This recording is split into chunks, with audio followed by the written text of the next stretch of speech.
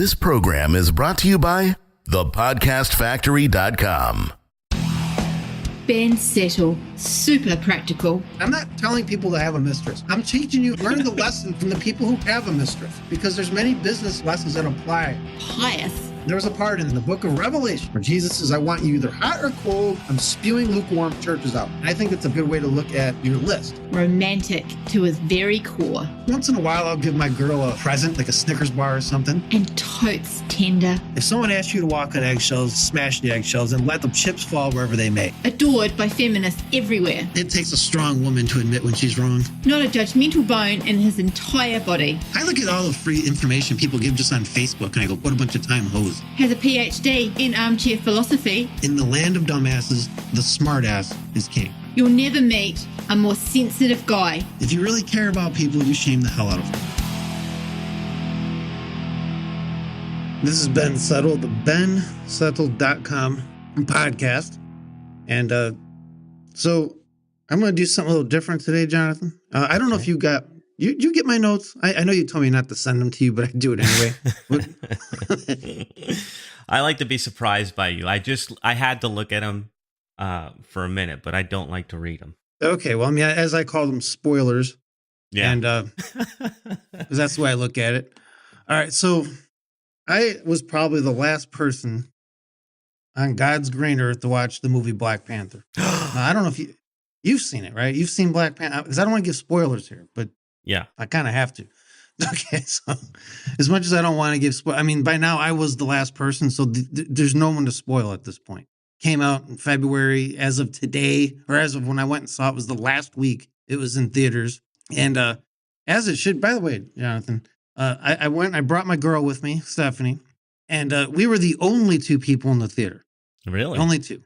And this is the way, I really believe it's in the Bible somewhere that's the way God intended to watch movies. I have to find that verse. Yeah. But it was perfect. Like, because that's why I wait so long to go to these things, is because I don't like being in the crowds and all the other people and the screaming kids and all that. No offense to your kid, by the way, but he has to leave the theater if he's going to make noise. That's just the way it goes. I agree. But because that's never going to happen, I just have to go when everyone else is not there. So, it is what it is. Now, so we went and saw it. And what I want to do is draw some of the business lessons out of it, because there were quite a few. And, most movies you can do this, but for this one really had some interesting stuff going on. In fact, I found it to be a very good movie. And I found it so interesting. Now, I don't think it was as good as like it was hyped up to be, but I don't think it's possible to be as good as it was hyped up to be. I have not seen a movie that hyped up in like ever. And good for it, though. I mean, it couldn't have just been hype because it lasted so long in the theaters. That means people were going. I mean, it was in there from February to May, which is pretty good. And that's why. And then I liked it so much. The very first thing I did, Jonathan, I did this as the credits were rolling. After I was so inspired by this movie that I set up a hair appointment for Stephanie to get her head shaved, like the guards in it, and get her a vibranium spear on eBay. Those are the first two things I did. Nice. That's how inspired I was. She, of course, ordered me a lip plate, and that'll be coming in soon. And I'll be getting that together. Can't wait to see that. and I won't be able to do the podcast, unfortunately, at that point, I don't think. Because there was that character. Do you remember the character had the lip plate? He had like the green suit on. Like I've had this debate with people. I really think he had the best dialogue, but we'll never know because he can say anything. So, all right, enough trolling Wakanda here. Well, okay. So speaking of Wakanda, the very first thing I noticed when they showed it, which I thought was very clever, how they did that, like how it was like a hidden country and all that. That's what I want, by the way. I'm very envious of Wakandans. I really am. It looked just like Asgard to me. It was like African Asgard. Right? Like in the looks and designs, it was very similar. Not, an exact copy, but it was very similar to the look and feel of the Asgard. Like if you see the 3 Thor movies, it looks a lot like that. But it wasn't to the point where it just like ripped off it didn't rip it off. It was just, you can tell that whoever was designing this stuff, they wanted to keep things probably congruent between the movies. And it's no different. Well, it is a little bit different, but it is recycling an idea. Right? Like it's just recycling. And they do it again in the movie. Now we'll talk about that. And it's no big deal or anything. To me, it's actually a very smart way to do things. for example, Jonathan, this whole week that we're talking right now, all my emails are not all of them, but for the next several days will be recycled emails from last year, from a Nice. year ago. Because as you know, when you've been writing emails long enough, you have earned the right to go back a year into your autoresponder and say, I'm just going to recycle this today because I don't feel like writing anything. And so recycling to me is a very smart thing to do with your writing emails.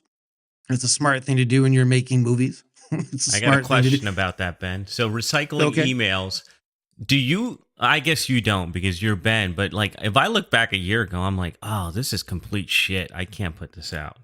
I guess you don't feel that way. Well, I mean, you're right about one thing. I'm better than everyone else when it comes to this, so I don't really have that problem. No, it does happen. Like I cringe when I see something like, oh, why did I do that? And yeah, you just fix it up. It's not a big deal. It might take your 10-minute workday to 10-minute workday, but no big deal. Yes, and enough. sometimes you can sometimes make it better too. So it's not always it's not necessarily, you may make more money than the first time. So you just never know. Another side note, but there's a lesson to what I'm about to say. Now, this has nothing to do with the movie per se, okay? But so there's this, first a little bit of background. There is this very funny Twitter tweet that was going around. It was kind of went viral. Where this is when Black Panther first came out, and it showed this black guy with his white friend in the theater, like in the lobby of the theater, and it says, "I took my friend Tanner to see Black Panther." And here's the before picture, and the next picture, the guy who's, instead of Tanner, it's a black guy, and he's like, the same height and everything of the white Tanner, but it's like he turned black after watching Black Panther, and Tanner. It's one of my favorite. It's one of my favorite tweets. But here's why I bring this up: is the name Tanner, because, and I'm not making. I swear to God, this happened. Okay, this sounds almost made up, but it's this really what happened. When we got to the theater, we got our popcorn and all that. The guy who was working the register had a name tag named Tanner. It was a white guy, and about halfway through the movie, or maybe a little more than halfway through the movie.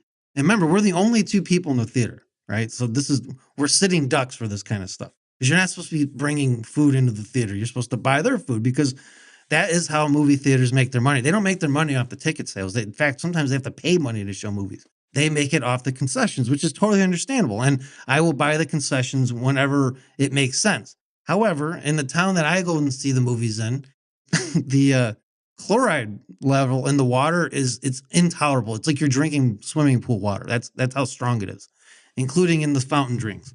So, we brought our own drinks in and all that. And she actually brought in some like Whoppers candy, which they don't have there. Well, Tanner comes in in all his glory because he's the theater checker, looks up at us. Now I'm already done with my stuff, right? So it's too late to catch me. I eat fast, right? So I had all my stuff was gone, but she's still slowly eating her Whoppers and still drinking like Pepsi or whatever out of the, a plastic bottle, which is, she snuck it in. And Tanner comes up, Jonathan, and steals her candy and pop. And now here's the irony of this. Besides it being Tanner, Stephanie is a brown woman. She's the white man stole her candy. Is my whole point. The white man stole Stephanie's candy in Black Panther, which I don't know. You can't like arrange that kind of stuff to happen. It just does. The white man. So Tanner became woke and then he fell back asleep, I guess. I don't know. But it was just one of those weird things. Now there's a lesson in this. As silly as all it is. There's a lesson in this.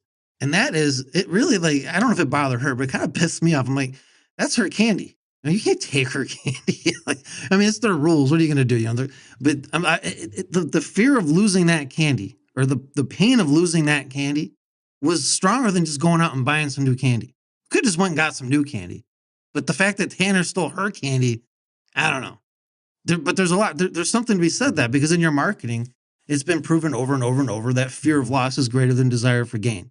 So something to think about, a lesson from when Tanner, the white man, stole Stephanie, the brown woman's candy. Because Stephanie is Hispanic. And well, I don't know if she wants to be telling that stuff, but she did the 23andMe and she's like 40% Hispanic and like 37% white and then like 15% or 16% black. So she's got like she's like everything.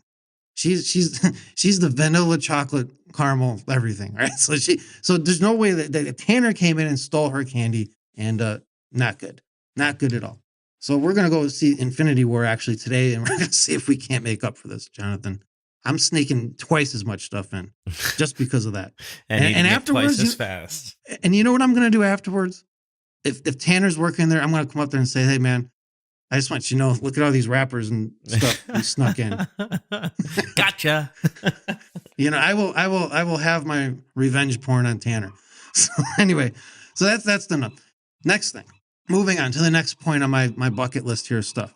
Now, so you did see the movie, right, Jonathan? Yes. And you remember it. So in my humble but accurate opinion, I'm curious to get your opinion on this. I thought Killmonger was one of the best villains in the entire Marvel universe. And, you know, I've read the comics and all that, but the movie version, now he only had a little bit of screen. I don't think he had more than 10 minutes, 15 minutes of actual screen time. But the fact that he had that much, like they built him up so well that he was like one of the better villains was pretty interesting. And I've always said, and I wrote a whole book about this, that good villains make great movies. And to add to that, Jonathan, to bring the business lesson to this, good villains make great advertising too. And the villain being whatever the pain is that is attacking your market, whether it be the white man stealing Stephanie's candy, or whether it be that prostate problem, prostatitis, that you can't pee and it hurts to have sex and all that. That's a villain. And the more painful that villain is, and the more painful you build that villain up, the better your advertising is going to be. It almost like sets it up so that your product is better than it even may be, just because the villain is so good. And that's something to think about. That's a powerful. Now, there's a lot of people listening to this who's not going to get that lesson, Jonathan, but you and I know. We know that's one of the most valuable things I can impart on anybody. So, by the way, what was your opinion of Mr. Killmonger? Yeah, you know what? I've seen so many movies. I saw the new Avengers one too, and I think he was good, but I like the guy in Avengers more. But I have a question since we're speaking about villains. Okay. Is it true that there is a second villains book coming out? Jonathan, it is very true that there's a sequel, and I'm plotting it out now. I have it basically figured out what it's going to be and everything. And I don't know when it'll be out. It'll probably be out hopefully by the end of the year. It depends on two things. First, when I get around to writing it, which once I start writing it, it'll only take me a week or two. But that's not what takes all the time. What takes all the time is I want the same guy to do the cover who did the first villain's cover, and he takes several months sometimes to do anything. Like he's just backed up at work. So hopefully by the end of the year, there'll be a villains too. All right. And I will be revealing the title and all that later on, because I don't want some copycat to steal my thunder on this, because they, that's what they do. Yeah. That's the villain that plagues me. That's the villain that vexes me, are the copycats. So moving on to the next thing. So you watch Black Panther, and the first thing you notice, and it's very hard to not notice, is he is surrounded by only female guards, right? Like they're bald and they're female, and those are his personal guard. They're the ones that will kill somebody. They will stick a spear right through your eyeball, right? That's what they're trained to do. Now, there's nothing, that's all good and dandy. I call it, it's feminist porn. There's nothing wrong with that. But here's the reason. Here's the business lesson in that. That movie, and most movies now, and this is becoming more and more and more, are catering to two specific audiences now to get market share. And I've read this in many different publications. This is not like some, secret plot or something in the part of the entertainment industry. They just know that there's emerging markets and they're trying to take advantage of it. One of those markets is millennials. And there's nothing millennial guys like more than a strong woman who can kick their asses. That's just the way it goes, Jonathan. These guys love dominant women. That's why so many of them are like soy boys. They just, they like that. There's a little too much soy. I've never heard that. Okay. Oh yeah, that's a whole thing. That's like a whole new mockery. There's all these weird factions of different people popping up. I'm like one of the last people to hear about incels, which are involuntarily celibate guys, and they're like the creepiest. No. Like they make Beavis and Butthead look like Steve McQueen and Cary Grant. That's how like repulsive they are. And these guys are really creepy. Like if you ever go on like their Reddit, and it's like they're the creepiest guys in the world. One of them actually did this entire Reddit thing where he like followed a girl around on purpose just to scare her so he could feel powerful. Like that's how screwed up these guys. They're very screwed up people. But that's what my point is. So the millennials are one of them, and there's nothing to millennial guys, especially apparently New Yorkers from what I hear, like more than a girl who's like stronger than them and will dominate them, which, the paradox is women hate that. They think they like it, but they really don't. And then two, there's the obviously emerging female audiences, which they're trying to get. And so what they did there, which was I don't know if they did this for this reason, but I guarantee you it's things like that will keep female audiences coming back for more, as opposed if they'd just been a bunch of guy guards and all that. So something to think about. You always want to move to the fantasy of your market. You want to get in their heads. Like, what do they like? What's cool to them? Something a lot of people don't think about. All right, next thing. There weren't very many that I noticed, but I've only seen it once. But there was definitely like some editorial lapses in the story, which is completely normal. And really, that's the lesson here is it doesn't really matter as long as the story is good enough. Like the first Avengers movie apparently had more continuity errors than any movie that year, but made the most money that year in 2012.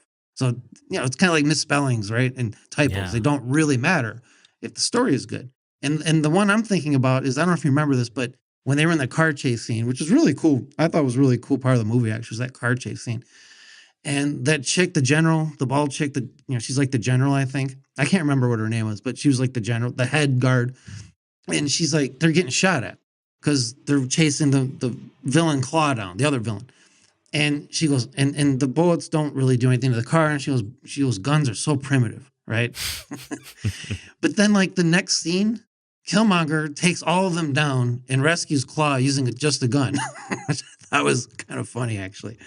I don't know if that was an editorial lapse or what, but I thought that was one of the more amusing parts of the movie for me. If you're going to make some kind of statement, you probably want to be congruent with it. It didn't ruin the movie at all for anyone, but to me, it was very amusing. But you don't want to do that kind of stuff in your marketing. You want everything to be very congruent and make sense, a la the Psychology, Influence, and Persuasion book that Cialdini wrote, where it actually bothers people when things are not congruent. So something to think about on that. Another thing, and I don't know if you ever saw Creed. Did you ever see Creed, Jonathan? The boxer movie? Well, the one about Rocky's in it, and it's Apollo's son. Yeah. Okay, so I thought that was a great. Now the same director who did that did Black Panther, Ryan Coogler, and I remember watching Creed a couple years ago, and my favorite part was when his first fight, and it's like one take. It's just there's no cuts to the camera. It just puts the camera on. The whole fight is just one take, and it's one camera movement. It doesn't cut to anything else. It takes a hell of a lot of talent to actually pull that off. And some filmmakers are better at it than others. Orson Welles is really good at that. But it was a great scene. Well, he does it in Black Panther as well. There's like that bar fight scene. And he actually does that where it's like one take, which is when it's done right, which it was done very well in both Creed and Black Panther. It's really cool. Even if you don't realize what's going on, you just know there's something cool about that.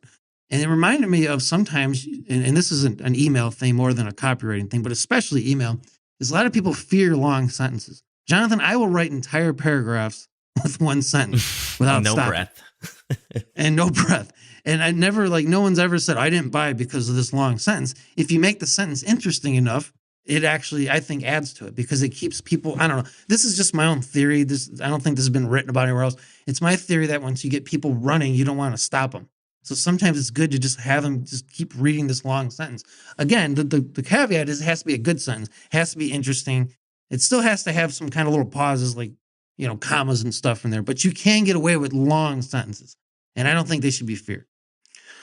Another thing I liked about this movie, they did a nice nod to 007, the James Bond movies. When Black Panther's sister's she's the one making all the weapons. And it was like something out of a James Bond movie. It's like every James Bond movie has this where James Bond goes in and he's being shown all the new toys, right, that he's going to have to use. And I thought, my first thought was that was nice, very nice cinematic appropriation. But besides that, Jonathan, it was a great way to pay homage. And it was an example of how to pay homage to something without just outright copy, swiping, and stealing, which a lot of movies do. And a lot of comic books do too, by the way. And, it's okay to show homage, right? Pay homage to cool things, but don't steal. And this goes for copywriting. This goes for everything. I can't tell you how many people, Jonathan, since I started split testing some new squeeze page headlines, how many people are just blatantly ripping them off word for word. And what's funny is a lot of them are they're ripping off the one that's not winning, which I find kind of funny. Yeah, I'm actually leaving that one up because I want people to be that stupid. And I hope it hurts their sales because, that's how I help them. Here's your medicine. That's how the medicine works. It never tastes good.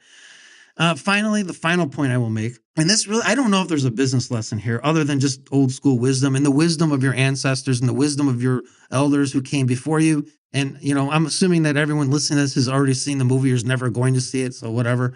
But a big theme of it is that the Wakandans don't share their tech with the rest of the world. They're very isolationist and nationalist, which is why I like them. Because I agree with it. I would love to live. I'm going to have to pull a Soul Man. Remember some movie Soul Man when he takes all the guy takes all the tanning pills and stuff so he can get affirmative action? That's I'm going to be a Soul Man and try to sneak into Wakanda illegally.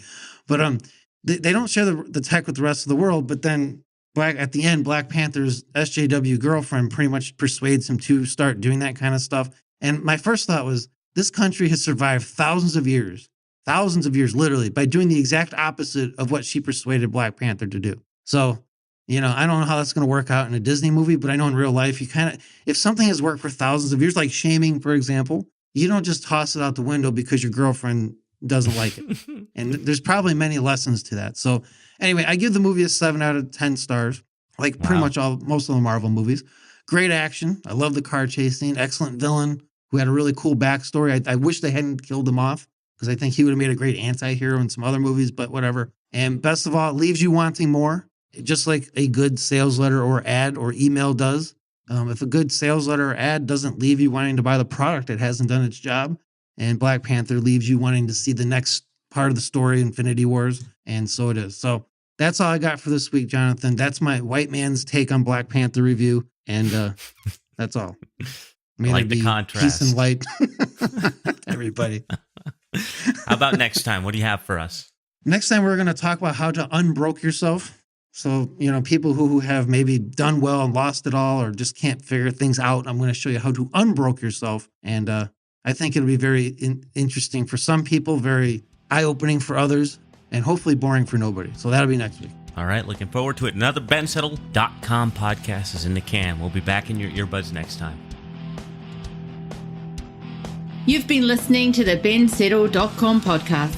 To download yourself a free issue of Ben's prestigious $97 per month email players newsletter, which is going to show you 24 ways to write emails people eagerly read, click, and buy from, head on over to www.bensettle.com. Well, off you go. You know it makes sense. This is the podcastfactory.com.